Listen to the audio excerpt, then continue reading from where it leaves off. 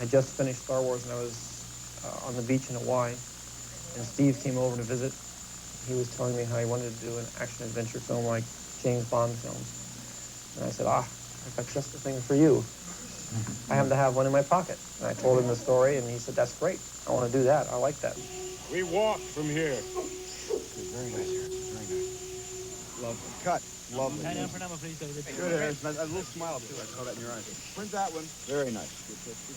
Kate Capshaw is the Gene author of this movie. And I knew she had a sense of humor because she made me laugh when I tested her. I knew she had a sense of humor about herself. She wouldn't be afraid to play an entire scene with the lemon meringue pie stuck to her face, or mud all over her body. How about I hate it outside? Hate it outside. I hate being outside.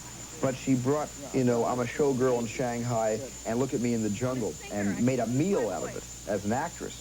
I need something. I need a prop for some frustration. I just want to just slap the water. I was going to slap the water. Slap the water, a little girl. And I would love to try to throw some at him. I found Short Round in an open casting call in Chinatown, Los Angeles. And he spoke very little English when I first met him. When I gave him a piece of paper to read, he really couldn't read the English very well when I gave him a scene to prepare and to do. So what I did was I said, well, let's make it up as we go along. Let's pretend. And Harrison Ford happened to be in the office at the time, and I asked Harrison if he would take part in an improvisation. And not wanting to confuse Key by using the word improvisation with him, I just said, just play cards, and this man is going to cheat you, and he's going to pull a fifth ace. And when he pulls that fifth ace, and he takes all your money, and he's a cheater, you don't let him get away with that. You know, you have to win that card game. And Keith says, okay, I can do that. And the improvisation began on videotape. And he was wonderful. He was the little boy you see in the movie. Matter of fact, the scene with the cards that's now in Indiana Jones was inspired by the little improv I came up with one day for the two of them to test in.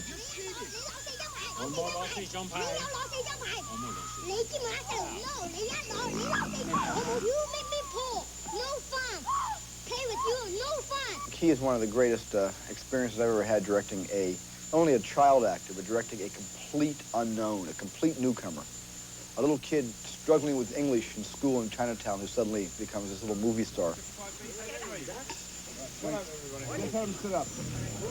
No, okay, fine. Well, Key to go to the other side. Go to the other side. Okay, get ready. I'll tell you when. Ready? And Key. Action.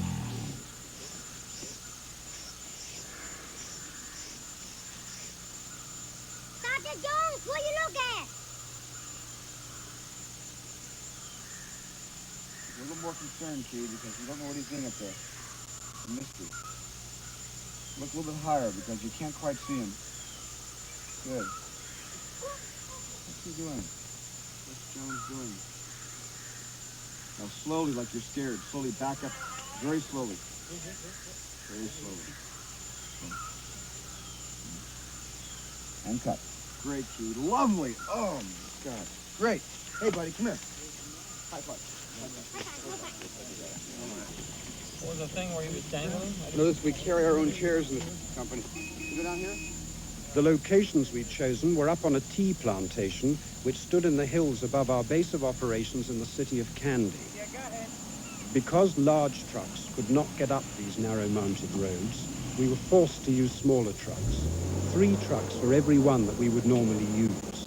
And in the end, we had a convoy of some 100 vehicles. This is the usual transportation, smoothly run transportation. Just keep the whole set active with some sort of movement. So steam, steam, steam. This should be a real eyeful no matter where we turn. It should be a real eyeful. Working with Spielberg is wonderful because Spielberg really does plan very much, and he sticks to his plans, so that by giving him models like this, he can work out lengths of walks and runs, heights, in tremendous detail, just what he's going to do. It doesn't look awfully big, the way you're looking at it now, but in fact, the set was about 45 foot high and up to 300 foot long. All I need for this shot is Indy waking up from being tossed into the mine car. Keith falls down, we pan up to Indy. Just as the car starts to leave, Indy comes up to look around to see what day it is and then drop back down again. All I do is come up like this, grab like this, and then take a rubber rock Right. and boom. That's great, because here's what Pat will be doing. Pat will just be walking up the track, stalking you like this, and starting to get on. See, that way... I just go. Yeah, great. Harrison's ideas are really good, and I'll listen to his idea, and he might have a way of doing something, and it might give me an idea, and I might redouble his idea and think of an even better way to do something, and then Harrison might even top that with another way to do something. Once we get him halfway in the thing, I think it would be great if I'm coming back like this. He's in now, right? I hit him with the thing. I'm gathering myself. I come back like this. Let me go, boom. Then he takes me very deliberately like this, something like this, and he's about to hit me. When the kid sticks the thing in, then it's quite clear that it's not anything that he did. Exactly. I just go like this, and he's left looking at me. That's really neat. I like that a lot. The only alternative is, well, one more idea. Yeah. The idea is if Pat comes in, you hit him with a rock. Yeah. And he gets a little groggy like you were. And then you start really working on him in the audience, because the audience, I think, you've been lunged so bad by the car. If you start working on him and he starts going down in the car, you're up and you're hitting him, and winning on the, just as you're about to hit him with the fourth time, the kid sticks a knife in the back and stops you. And Pat rallies just in time to see your, disadvantage, and he comes up and starts to wail on you. I want to see the guys just missing you with the sword. Right. Just missing, just as you've launched, the guy takes a swing and misses. Okay. He said, great. He likes it. Great. You like it? It's good for me.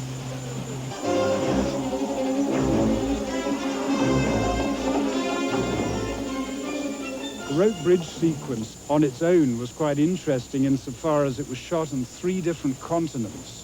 We started it in Sri Lanka, continued it in England, and finished it in America, shooting in 3 different states. The way we kept it all together was by using the storyboards which Stephen had prepared before we started shooting. And then snapping. Reactions, motor ram. Girl is stopped. He's stopped. Motor ram goes out onto the bridge, pushes her out. This isn't a full day's work, by the way. This is a morning right here. When we were scouting in Sri Lanka, we found the ideal location for our bridge in a gorge immediately adjacent to a large dam construction site with engineers and equipment capable of hanging our rope bridge. Yeah, it's real scary. You mean we can cross here? I have a terrible case of acrophobia, and it really affected me the first time I stepped out on the rope bridge and looked down into the gorge about 350 feet below me. My fears were heightened by the wind, which caused the bridge to very gently sway even before I was on it.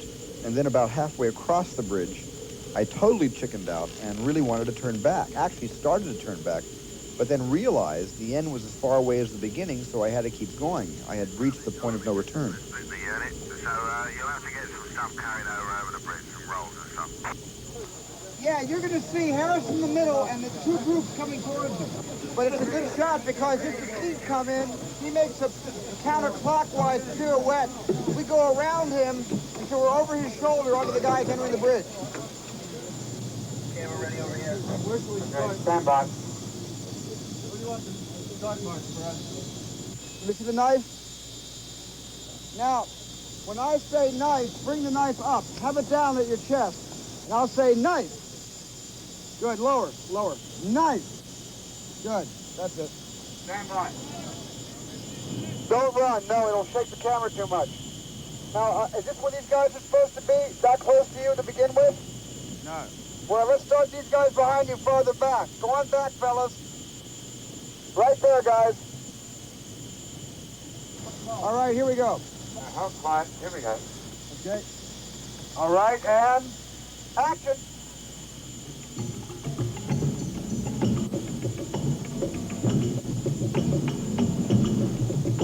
Knife.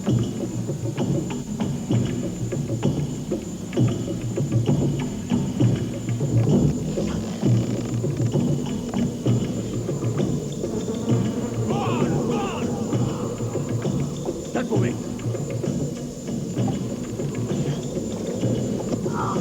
Shorty. Chao Chi. La Fufangpa. Hello, lady, we go for a ride. Oh my God! Cutting of the rope bridge was a one-shot deal. It was one take, and that was it. If we didn't get it right the first time, we'd have to start all over again from scratch. So I placed numerous cameras in the river gorge, so I was sure that I had all the best angles covered. Well, so far, let's review the cameras. We've got Area with a 40. We've got the Panastar going about 48 frames a second up there with maybe a 50. Right. We got Garrett with Steadicam up there, and that'll probably be a 75. So that's 1, 2, 3 cameras. We got one down there is 4. This division on the bridge is 5. 6 will be on that side, and we have 2 more to play with. We had to have the sun out, or the bridge would blend in with the countryside. If there was no background on the bridge would become a one-dimensional flat against a one-dimensional background. So it was very important on a very cloudy day that we had to not only wait for the effects to be right and safe, but we had to wait for the sun to come out. And I remember George Gibbs rigging the cutters that were electronically explosive, and then rigging the dummies on the bridge. And at the last moment, George put dust all over the bridge, so when the bridge broke, there would be some residue, like a shadow of the bridge's former self. It was like a countdown, waiting to watch the space shuttle go up, knowing that everything rides in this one shot. Okay, the brake's set in there, yes, at the moment? Up this side, left brake. Roll! Roll, Paul, give me speed! Incomer 1. Wally, incomer 2. Dave Wally. Check. Steadicam. Speed on Steadicam. Martin. Speed Martin. Picture vision. Speed. Action.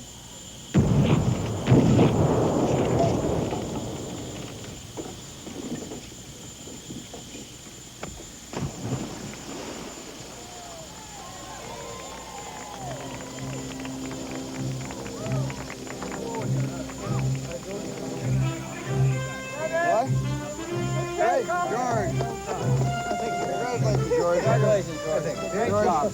You never have to go back on the bridge again. And you don't have to drink the whole box of wine. I take my glasses off. I might be on telly. What did you say about the wine to your crew? You said it. Oh, I have a box of wine I bought from England, and I put it in the wine cooler. And if the bridge goes well, I'm going to share it. But if it doesn't work well, I'm going to drink it myself. And I got a litre of scotch to back it up. Now, as a documentary film director, do you feel that you asked the right questions? No. Do you feel you got the right answers? Beach umbrellas. Beach umbrellas. Very hot out here, huh? Beach umbrellas.